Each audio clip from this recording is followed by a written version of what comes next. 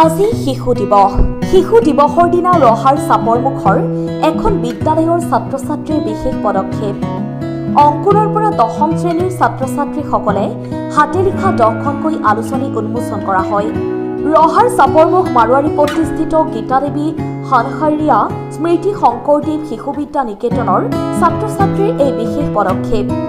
শিশু দিৱসৰ দিনা ৰহা চাপৰমুখ আদি অঞ্চলৰ 10জন বিশেষ ব্যক্তিয়ে নিকেতনৰ আচাৰ্যসকলৰ তত্বাৱধানত ছাত্ৰ ছাত্ৰীসকলে হাতে লিখা আলোচনীকেইখন উন্মোচন কৰে।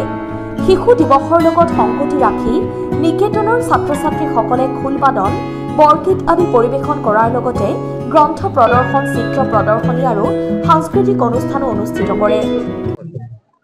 নমস্কাৰ, আমি সকলোকে ইয়াৰ জৰিয়তে আমি শ্ৰদ্ধাৰ অভিনন্দন জ্ঞাপন কৰিছোঁ।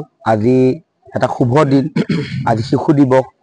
এই শিশু দিৱসৰ উপলক্ষে আমাৰ নিকেতনত প্ৰতি বছৰে আমাৰ এই অনুষ্ঠান উদযাপন কৰা হয়। এই বছৰ আমাৰ এটা বিশেষ পদক্ষেপ আমাৰ ছাত্ৰ ছাত্ৰীসকলে লৈছিলে। এই শুভক্ষণতে ছাত্ৰ ছাত্ৰীসকলে আমাৰ 10খনকৈ হাতে লিখা আলোচনী এই অনুষ্ঠানটোত উন্মোচন আজি হৈছে। অনুষ্ঠানটোত পুৱা ভাগৰে পৰা আমাৰ আজি প্ৰথম আমাৰ বন্দনা কাৰ্যসূচী আৰম্ভ হ'ল। বন্দনা কাৰ্যসূচীৰ পিছতে আমাৰ ছাত্ৰ ছাত্ৰীসকলৰ দ্বাৰা খোলবাদন পৰিৱেশন হৈছে আৰু তাৰ লগতে আমাৰ 10খনকৈ হাতে লিখা আলোচনীও উন্মোচন হ'ল। ইতিমধ্যে আমাৰ সভা চলি আছে।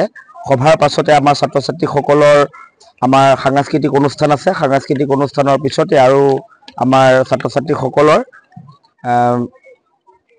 চিত্ৰ প্ৰদৰ্শনী এটা হৈছিলে, চিত্ৰ প্ৰদৰ্শনী আছে। তাৰ লগতে আমাৰ গ্ৰন্থ প্ৰদৰ্শনী আছে আৰু সকলো ছাত্ৰ ছাত্ৰীয়ে অশেষ কষ্ট আৰু চেষ্টাৰে এই হাতে লিখা আলোচনীখিনি যিখিনি কৰিলে, মানে খুব সুন্দৰভাৱে ছাত্ৰ ছাত্ৰীসকলে এই হাতে লিখা আলোচনীখিনি প্ৰস্তুত কৰিছে। আমি এই ছাত্ৰ ছাত্ৰীসকলে এই প্ৰশংসনীয় পদক্ষেপ আমি সঁচাকৈ আমি আনন্দিত হৈছোঁ। আশা কৰিছোঁ ছাত্ৰ ছাত্ৰীসকলে ভৱিষ্যতলৈ আৰু ইয়াতকৈ উন্নত মানৰ আলোচনী তেওঁলোকে প্ৰস্তুত কৰিব বুলি আমি সকলোৱে আশাবাদী।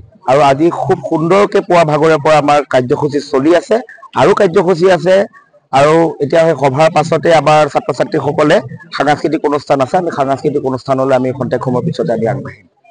ৰহাৰ পৰা সোহেল খেতানৰ ৰিপৰ্ট, IND 365 অসম নথি।